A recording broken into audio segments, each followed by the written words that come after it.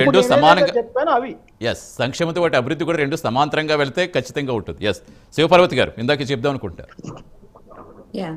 ఇక్కడ మస్తాన్ రావు గారు ప్రస్తావించారు, అసెంబ్లీలో కార్పొరేషన్లు కలపలేదండి. ఇంకా శ్వేతపత్రం రిలీజ్ చేసేటప్పుడు కూడా చెప్పారు, ఇంకా టు బి కంటిన్యూడ్ లాగా తీస్తుంటే వస్తుంది, ఇంకా కొలిక్కి రాలేదు కొన్ని కార్పొరేషన్స్. ఎందుకంటే మాకు అప్పు ఉంది అని వాళ్ళు వచ్చి చెప్పేదాకా కూడా అప్పు ఉన్న విషయం కూడా తెలియకుండా రహస్య జీవులతో 600 రహస్య జీవులతో ఎక్కడెక్కడో పిచ్చి పిచ్చిగా అప్పులు చేసి పెట్టారు. అంటే గవర్నమెంట్ దగ్గర కూడా డేటా స్మాష్ చేసి అంత గొప్ప ఉన్నతంగా పరిపాలన చేసింది గతంలో. సో ఇలా మద్యం స్కామ్ కి రిలేటెడ్ కూడా దాదాపు కొన్ని కోట్ల పేజీల ఇన్పుట్ ని మొత్తం అసలు కంప్లీట్ గా రిసిప్ట్స్ కానీ ఏమీ లేకుండా తగలబెట్టేసిన పరిస్థితి. సో ఇలాంటి విషయాల్లో ఇంకా జరుగుతుంది. ఇది ఇప్పటి వరకు వచ్చిన లెక్క ఇంకా ఉంది. కార్పొరేషన్స్ అప్పుడు ఇంకా తేలలేదు. ఇంకా కొన్ని చోట్ల ఎక్కడెక్కడ అప్పులు తెచ్చారు. మద్యం పెట్టే దాదాపు 25,000 కోట్లు తెచ్చారు వాళ్ళు. మద్యపాన నిషేధం చేస్తానన్న పెద్ద మనిషి ఆయన రాగానే మీకు ఎందుకు, మేము రాగానే మద్యం షాపులు ఎక్కడ ఉండో ఆడవాళ్ళు అసలు మీరు అసలు చాలా హ్యాపీగా ఉండొచ్చు అని చెప్పి మాయ మాటలు చెప్పి రాగానే ఎంత ఎంత ఎంత వరస్ట్ గా మద్యం ఎలా పాలసీ తీసుకొచ్చారో చూశారు కదా. అందుకనే చాచి కొట్టారు అనుకోండి.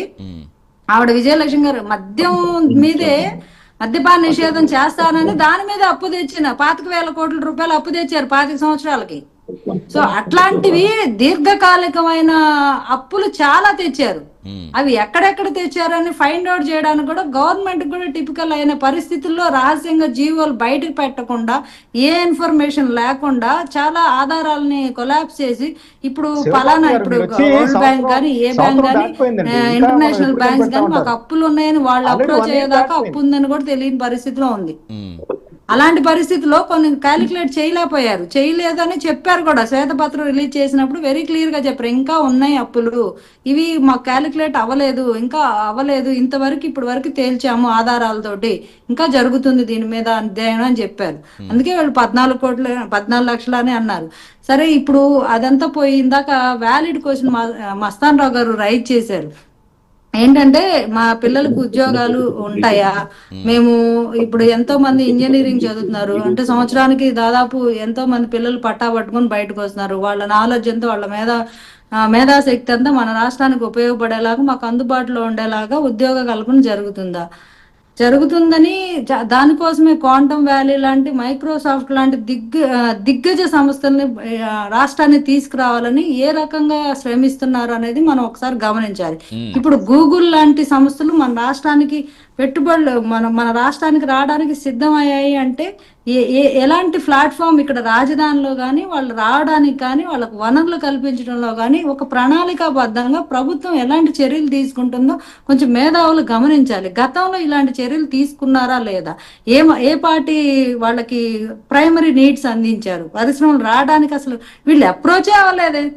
ఇప్పుడు దావోస్ వెళ్ళిన దగ్గర నుంచి కానీ యుఎస్ వెళ్ళడం కానీ చంద్రబాబు నాయుడు గారు డైరెక్ట్ గా బిల్ గేట్స్ గారిని కలవడం కానీ ఇట్లాంటివి ఏ రకమైన ప్రయత్నాలు జగన్మోహన్ రెడ్డి గారు గతంలో చేశారు అదొకసారి మనం గమనించుకోవాలి. ఇప్పుడు ఇక్కడ వచ్చిన దగ్గర నుంచి ఒక రన్నింగ్ రేస్ లో, ఒక మారథాన్ రేస్ లో పరిగెత్తుతున్నారండి. ఒకవైపు పవన్ కళ్యాణ్ గారు, ఒకవైపు చంద్రబాబు నాయుడు గారు, ఒకవైపు మోదీ గారు రాష్ట్రం కోసం ఎట్లా అభివృద్ధి దిశలో 3 సంవత్సరాల్లో సెటరేట్ చేయాలి, మనం మన రాష్ట్రాన్ని గాడిలో పెట్టాలి, రాజధాని కట్టాలి, పోలవరం కంప్లీట్ చేయాలి, మనకచర్ల లాంటి ఒక ఇంపార్టెంట్ ప్రాజెక్ట్స్ వీళ్ళు కట్టాలి అని చెప్పి ఎలా శరవేగంగా ఇప్పుడు 1,00,000 ఫామ్ ఫండ్స్ కంప్లీట్ చేయగలిగారంటే ఎంత డెడికేషన్ తో వర్క్ చేస్తుంటే జరుగుతుంది. ఇవన్నీ గతంలో జరిగాయా? అట్లీస్ట్ ఒకటన్నా ఒక గ్రామాల్లో గానీ ఏం జరిగాయి? ఆ సచివాలయాలు అని చెప్పి అదొక్కటి చూపిస్తారు, మౌలిక వసతులని అదొక్కటి చూపిస్తారు తప్పితే అందులో కూడా ప్రాపర్ గా జరిగిన పరిస్థితి లేదు. అప్పు తప్పు అని ఎవరు చెప్పలేరు శివపార్వతి గారు. జనరల్ గా అప్పు తప్పు అని ఎవరు చెప్పలేరు. ఎందుకంటే చిన్న అప్పుని సరైన ఇచ్చిన అప్పుని సమర్థంగా ఎలా వినియోగిస్తున్నారు అనేది ప్రధాన చర్చ. అప్పుకు అప్పు మస్తాన్ రావు తేవడం గారే ఒక వ్యాలిడ్ పాయింట్ రైజ్ చేశారు. ఏంటి, మనం చేసిన అప్పులకి సంవత్సరానికి 53,253 కోట్లు మనము అవును. తిరిగి చెల్లిస్తున్నాము. ఇప్పుడు సంవత్సరంలో 1,70,000 కోట్లు అప్పు చేస్తే అందులో 53,000 కోట్లు తీసేస్తే 1,20,000 కోట్లలో రాజధానికి ఎంత మళ్ళిచ్చారు, పోలవరంకి ఎంత మళ్ళిచ్చారు, ఇక్కడ జరుగుతున్న ఈ 1 year లో జరిగిన ప్రోగ్రెస్ కూడా మీకు గవర్నమెంట్ రిలీజ్ చేస్తుంది. అది కూడా ఖచ్చితంగా అదంతా చూసి మీరు దానికి వ్యాలిడా కాదా, దీనిలో రెవెన్యూ ఎంత పెట్టారు, మనకి పెట్టుబడి వ్యయం ఎంత ఉంది, ఎంత బయటికి వెళ్ళింది, ఈ సంక్షేమ పథకాలకు ఎంత ఇచ్చారు, ఉద్యోగుల జీతాలు ఎంత ఇచ్చారు, ఇంకా ఎక్స్ట్రా యాక్టివిటీస్ ఏం జరిగాయి, ఈ వనరులు ఉపయోగించుకొని ఏం చేశారు అనేది క్లారిటీగా కూటమి ప్రభుత్వం బాధ్యతాయుతంగా జవాబుదారీతనంతో అందరి ముందు పెడుతుంది. రైట్. ఎస్ విజయలక్ష్మి గారు, ఇప్పుడు 2014 నుంచి